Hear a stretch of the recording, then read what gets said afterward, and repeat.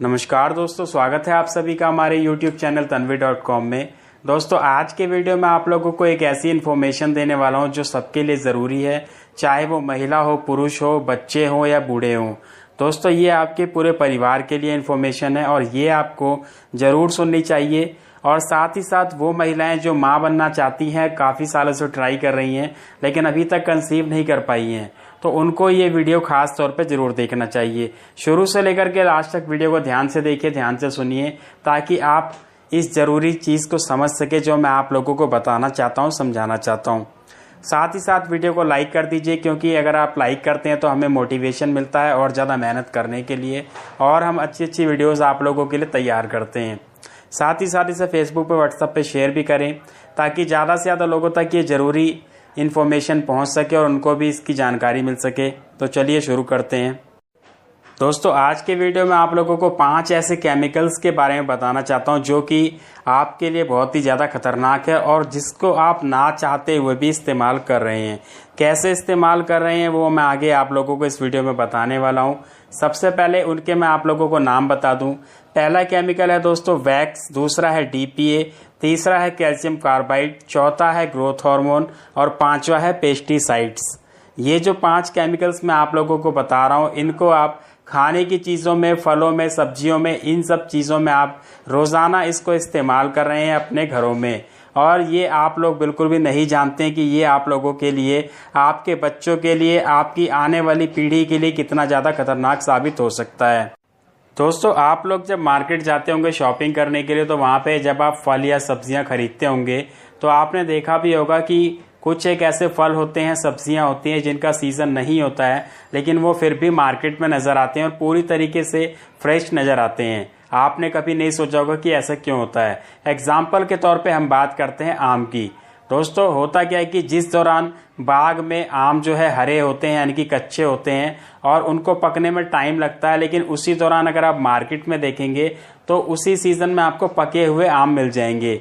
वो ऐसा इसलिए होता है कि वो लोग करते क्या है कि कच्चे आम खरीद लेते हैं और मार्केट में डिमांड होने की वजह से उस पर कैल्शियम कार्बाइड लगा करके उसको पका देते हैं और सीधा उसको बाजार में ले आते हैं बेचने के लिए। आप लोग वो पके आम खरीदते हैं और उसका इस्तेमाल करते हैं, और जब आप उस आम को खाते हैं तो उसके साथ साथ जो कैल्शियम कार्बाइड है वो भी आपके शरीर में जाता है।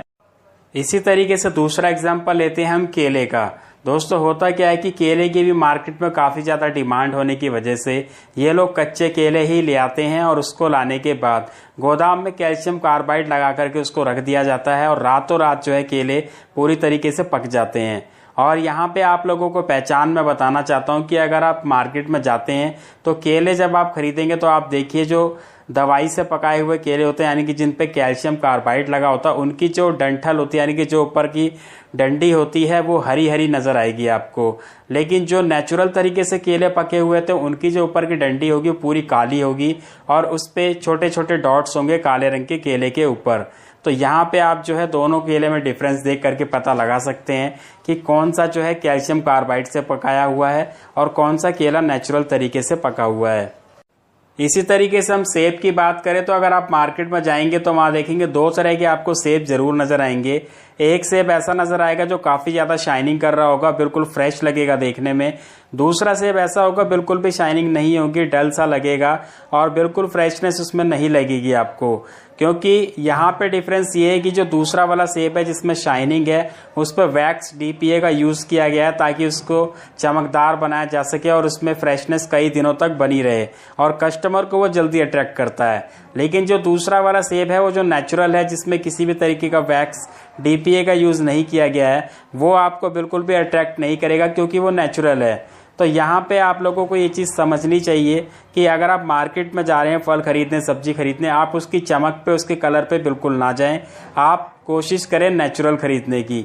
तो जैसे कि मैं आप लोगों को ये चीज़ बता रहा हूँ, ये आप अगली बार से ज़रूर ध्यान रखिए।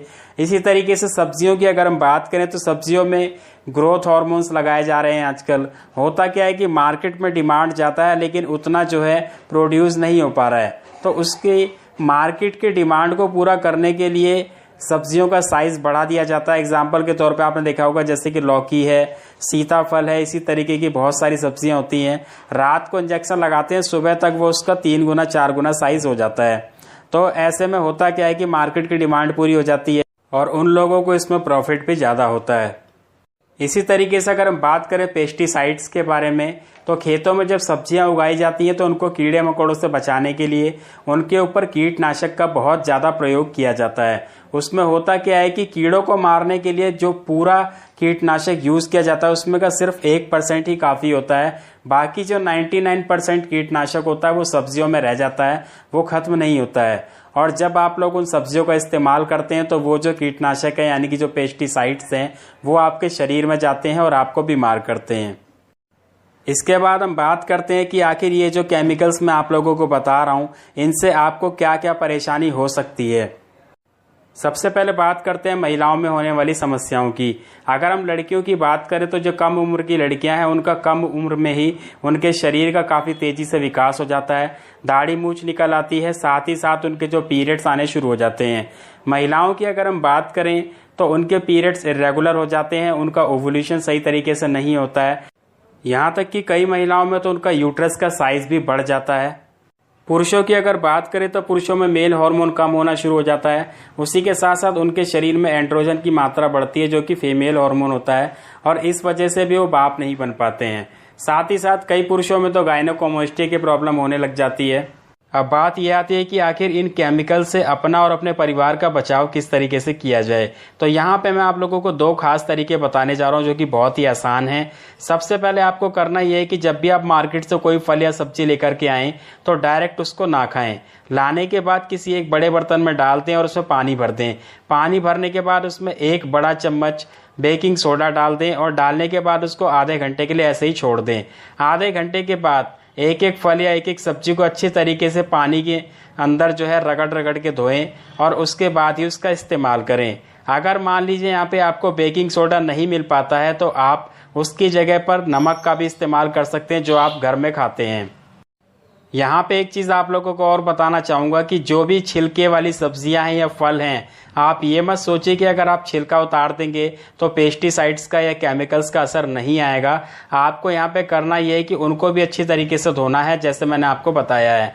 अगर हम प्याज की, बंद गोभी की बात करें तो उनकी जो पहली परत है ऊपर की यानी कि जो पहला छिलका है वो आप उतार दीजिए, उसके बाद उसको वॉश कीजिए। दूसरी चीज़ आप लोगों को ये ध्यान रखने की, जब भी मार्केट में फल या सब्जियां खरीदने जाते हैं तो बिना सीजन की सब्जी या फल कभी भी ना खरीदें।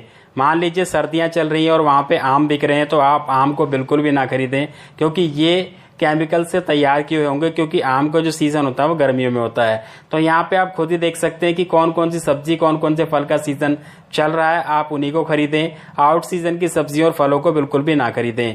इसके अलावा जो फल सब्जियां बाहर से इंपोर्ट किए जाते हैं अपने देश में उनको भी ना खरीदें क्योंकि उनमें भी केमिकल्स लगाए जाते हैं ताकि वो लंबे समय तक फ्रेश रहें। तो अगर आप ये सारी सावधानियां बरतते हैं तो आप इन केमिकल्स से होने वाले हानिकारक प्रभाव से बच सकते हैं और अपने परिवार को भी बचा सकते हैं। उम्मीद है दोस्तों आप लोगों को मेरे द्वारा दी गई जानकारी पसंद आई होगी। वीडियो को लाइक कर दीजिए, साथ ही साथ इसे शेयर भी कीजिए। मिलते हैं अगले वीडियो में। धन्यवाद।